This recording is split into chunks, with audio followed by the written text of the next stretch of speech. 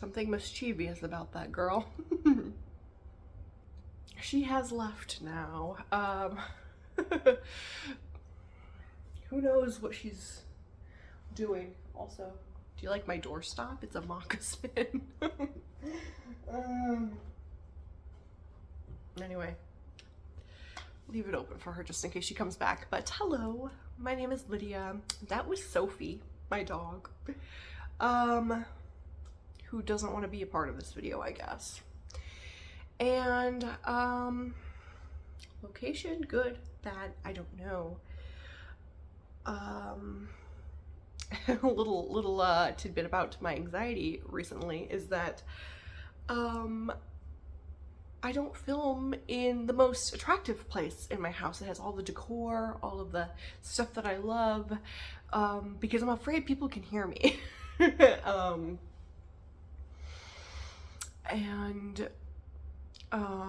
My anxiety just cannot handle the thought of somebody just hearing me restart my video a million times over. So there is that.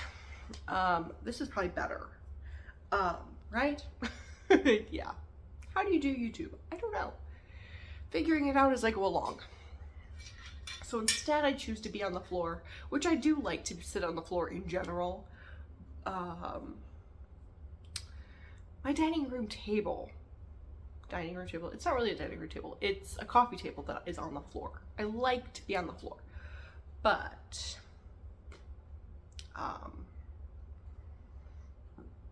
sorry, it's less attractive on the floor. You know what I mean? Less pretty.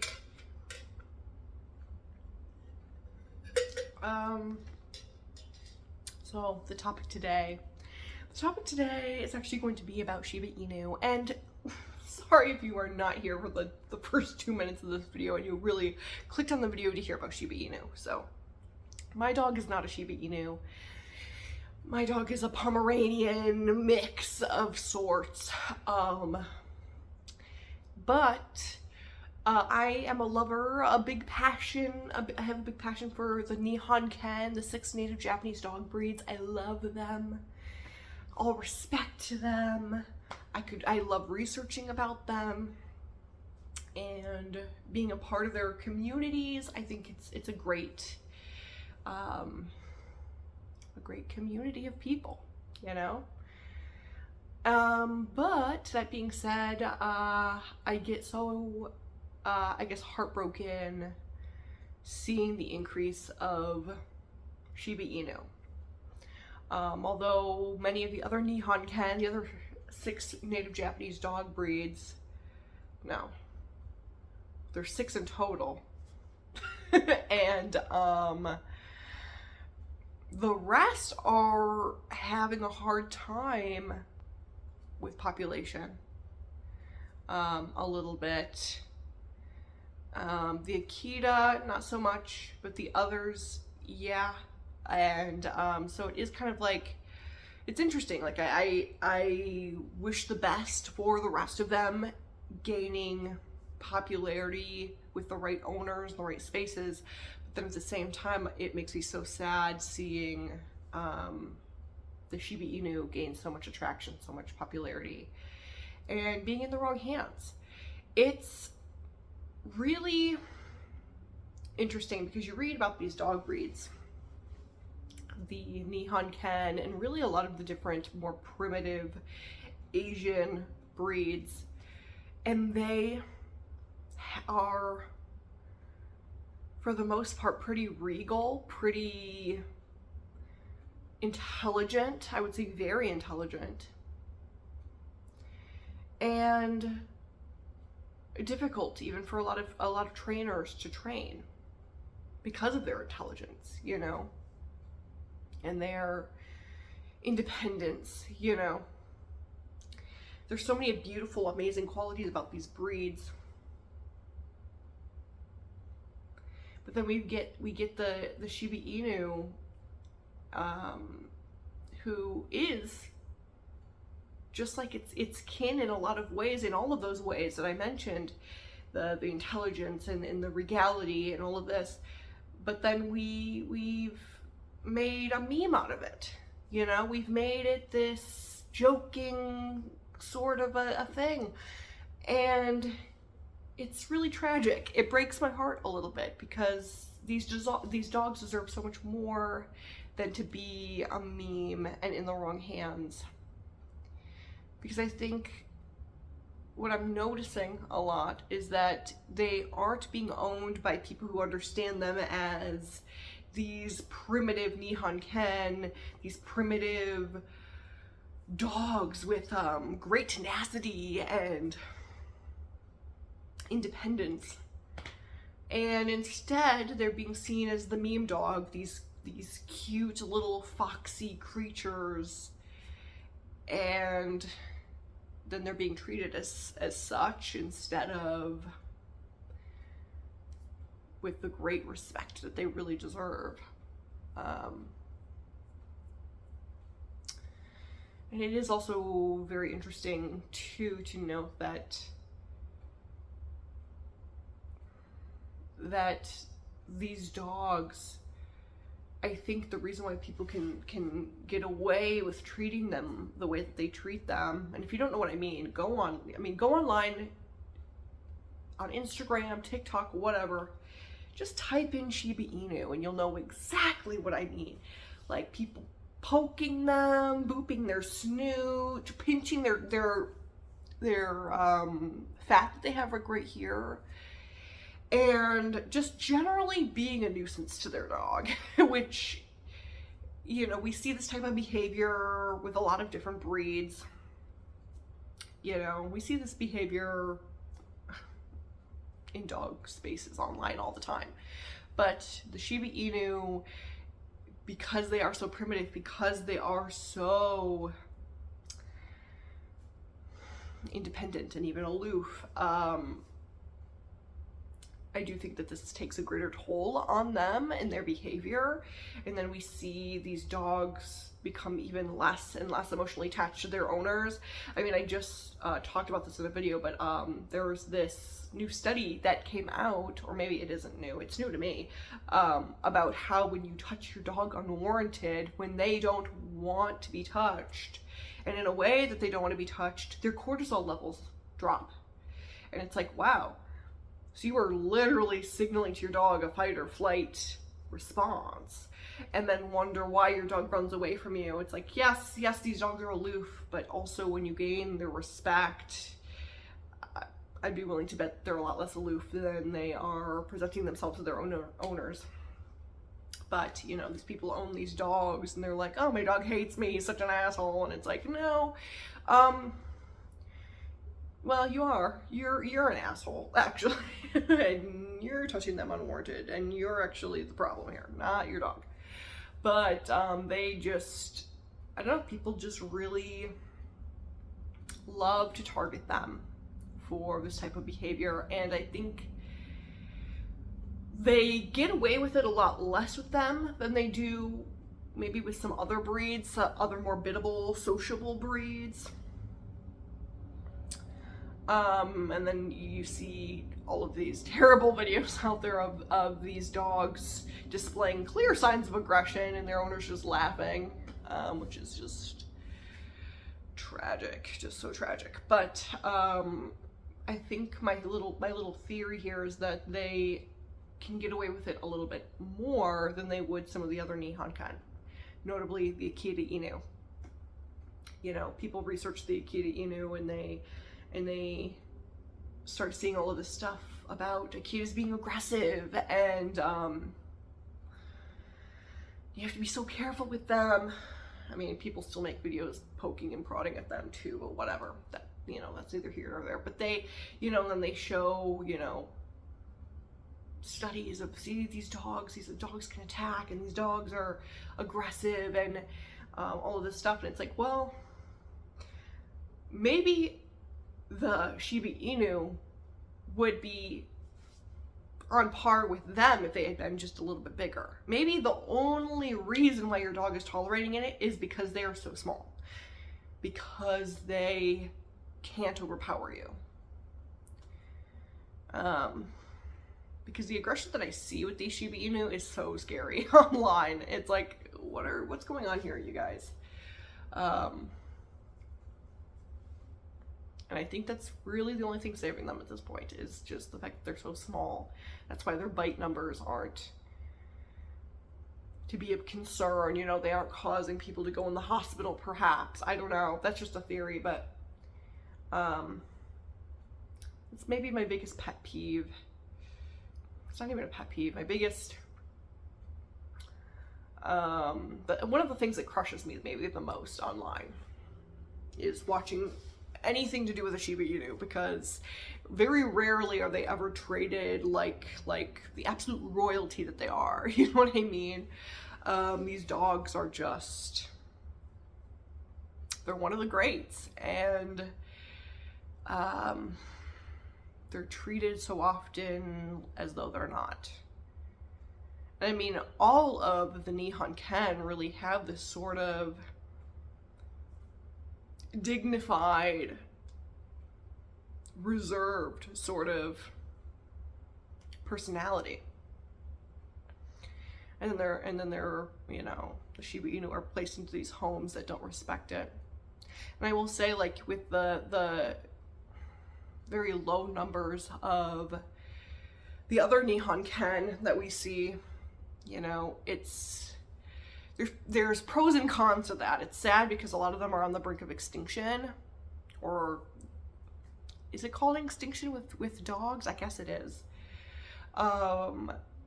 You know, and they need a little help with their numbers, but at the same time, we do know that they're not typically in the wrong hands. You know, people understand the breeds because they're researching them. It's a rough place to be in.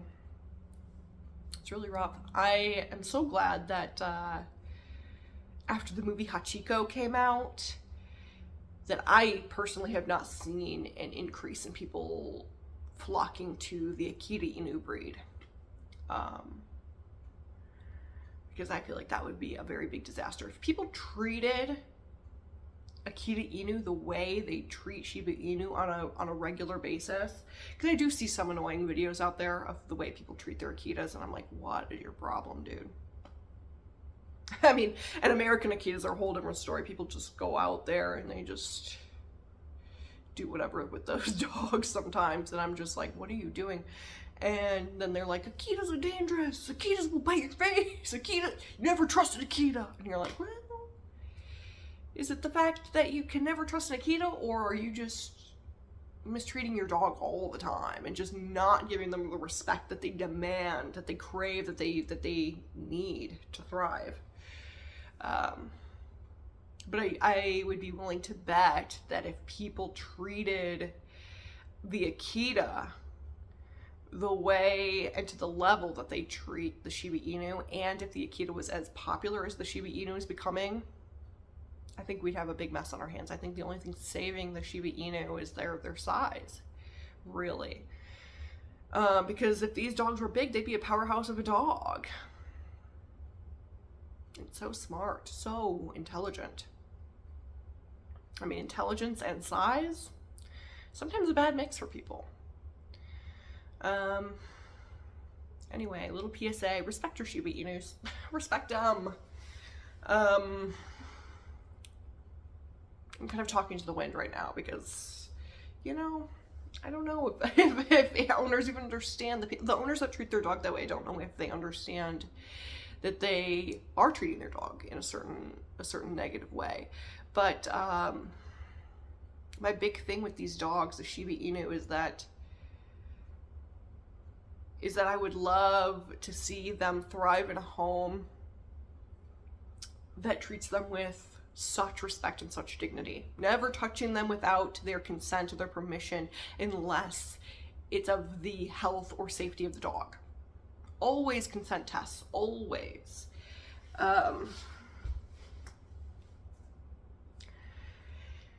And not having them do pointless or stupid things, because these are dogs who always wonder, what's in it for me? What are you doing here, you know? Why are you doing this? They want to know that. And not treating them like a little dog, you know?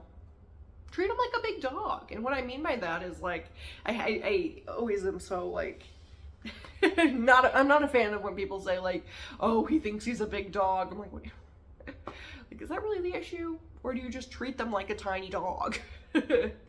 Because, you know, you treat these dogs, instead of treating them like a baby or like, oh, it's just a cute little fox, oh, it's like this meme, and you treat it with like the utmost dignity, and you treat them like a big dog where you don't let them get away with crap, and you have clear rules, clear boundaries, and you're not picking it up all the time, you're not squeezing it, it's not a toy. I think above all dogs, maybe the Shiba Inu is not a toy. I mean, all dogs, you shouldn't be treating them that way, but I mean, I guess it's kind of a similar theory to what if Chihuahuas were big, right? Like if Chihuahuas were big dogs and owners treated them the same way that they treat their Chihuahuas now, and they were as popular as they are now, we would have a disaster on our hands. Forget about pit bulls. Forget about bully breeds. They'd be out the window. That's my theory anyway. People would be like, these dogs are a menace to society. But not because it's the dog's fault, but because people treat them like they're little toys, and they pick them up and they prod them and they squeeze them, and it's like this dog has no say. The only thing that it has a say about is whether or not it decides to freak out or not. You know what I mean? Like the only thing it has control over is freaking the fuck out. Like it's just how it is with these little dogs sometimes. It's a bit of a disaster. Just a bit. The Shiba Inu is not for me in any sense of the word, but I do respect them highly. They're just, they're amazing little dogs, and they should be treated truly like royalty. They really should. Or at least maybe as people among you, like, you know, people always say, my dog is one of the family, my dog is one of the family, but it's also like, we also don't give them a say about anything, I don't know. Or people don't give them a say about anything. And I think we should start. And I would just love to see more respect among the Shiba Inu, allowing them to have a voice. Allowing them to never be mistreated, never be mishandled, always giving them a say. And they are very cute, so I mean, it probably takes a lot of willpower on the owner's side to not, you know, squeeze them and hug them and all of that stuff. And you know, I might have talked about this in a video before, but I'll just mention it again. I have a Pomeranian mix, and she is actually mostly throwback Pomeranian, which is a more primitive, more Spitz-like Pomeranian. They're a little bit bigger in size. Definitely a lot more primitive looking, not your stereotypical Pom. And she does have some other breeds within her lineage, notably Chihuahua and Dachshund, but you know, she, when I first got her, she was so, I mean, she's so cute, so fluffy. She's chocolate brown. She's adorable. She's everything and more. And I was so used to having a Basset Hound growing up who loved to be pet. Like, any moment of the day, doesn't matter. I would love to be cuddled. And she just is not like that. And I was so used to, like, going by my wants, my needs. Like, oh, I just go over to her and I just pet her, and that's just how it is. And I was noticing with her that my progress with her in training her and my relationship with her was not as strong as I'd like it to be. And it just seemed like she at that point had not at all ever been asking me to pet her. Like, she was never the one asking. I was always just the one doing. And it was like I never gave her that opportunity to even ask, really. I just was going for it. And I thought she was out there, actually. But the weird thing about that is it's like sort of like taught me in a way that I can't be in it for me. And then it ended up helping me gain her respect. And now she asks me to pet her. And not often, not like all the time. She's still not the most cuddly dog breed. But I will say that changed our relationship significantly. Come on in, honey. Where are you? Here she is, the woman of the hour. Oh, you're so cute. Come here.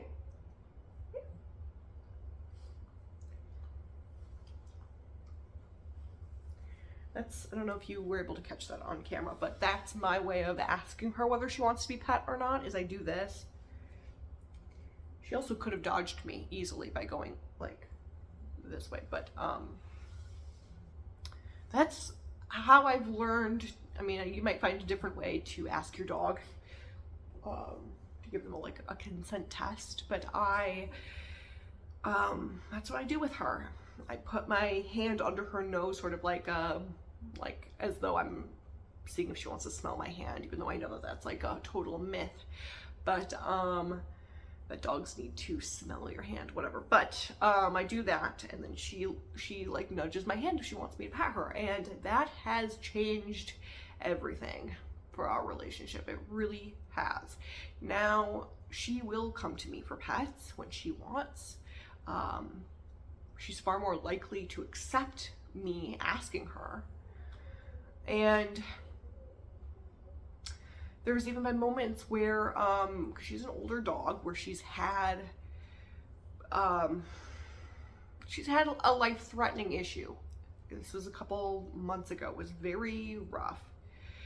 And that definitely, during that time where I was having to carry her around everywhere she went, her legs were completely immobile at this point. I was able to carry her around where she needed to go, but if I had never built up that trust with her where I asked her every time before I touched her, I don't think she would have trusted me to pick her up everywhere I went. I think she would have had an issue with that. I don't think she would have liked that. It also helped me to build this sort of understanding of when she wants to be touched and pet. And I think if I hadn't already built this up over time, that during these months where she couldn't walk, I wouldn't have understood when her no was, when her yes was. And during this time especially, I did not want to take advantage of her disability, her inability to walk, by touching her unwarranted. In fact, I reinforced to her that I will not be touching you or picking you up when you do not want, because this is like your complete mobility. Like, and I mean, it's hard too, especially when your dog is going through it, because you constantly want to be like, are you okay? Are you good? Can I pet you? Can I touch you? Can I? And it's like, can I cuddle you? Are you sure you don't want to just be cuddled right now? That's like where my heart was at. And it's like, I'm very thankful that I had the restraint in that moment, or in those moments, because it takes a lot of restraint. It takes a lot of restraint to have a cute dog when you're a person who loves to cuddle dogs. Because these dogs need it. These more primitive breeds, they need that respect. They need that knowing that I can trust you. I can trust you wholeheartedly not to cross my boundaries. And then it transfers into other areas of your life where, you're out on a trail or something and you come across a dog that's maybe a little rude with their body language, and your dog knows that you've got this. Your dog knows that, like, no, I can trust this woman because she respects my boundaries, and she knows and she understands when I'm having too much. and I need to take a step back. I don't know. All of this stuff I think can stem from just not touching and prodding and all of this to your dog, and just sort of letting them have consent, just giving them their own autonomy over their own body, which I talk about a lot on here. I do, but all that to say that the Shiba Inu is probably the saddest case to me. It's like, it's so hard for me to watch a Shiba Inu video these days because I'm like, it's always a toss-up. I'm online and I'm like, oop, there's a Shiba Inu. Do I watch it because this person might be extremely annoying to their dog, or they might be kind and it might be a nice little experience, you know, a nice little watch, right? But yeah, that's the thing with these dogs. They could be powerhouses, but they are powerhouses. They are extremely like tenacious little dogs, right? I mean, but I think what saves them is that they're so tiny, and that's kind of a sad thing. And in fact, you almost should reinforce that with your small dogs so they never feel that they have to resort to other resources to defend themselves, you know. Yeah. Anyway, those are my thoughts on the Shiba Inu. They're great. They're not for me. I do have a friend who said at one time that Shiba Inu are like sort of like small Siberian Huskies, and I like it. She said it in a better and more clever way than that, but it's always stuck with me because I'm like, in a lot of ways, yes. I mean, obviously not directly, and I knew she didn't mean directly, but in a lot of ways, yeah, they're like super independent. The vocalness, they're a little crazy, but they're like fiery, feisty Siberian Huskies who can clap back. And I mean, if they were the size of a Siberian Husky, I think we'd all be in trouble. I think we'd all be in trouble. But they're great. So anyway, those are my thoughts. Have a good day.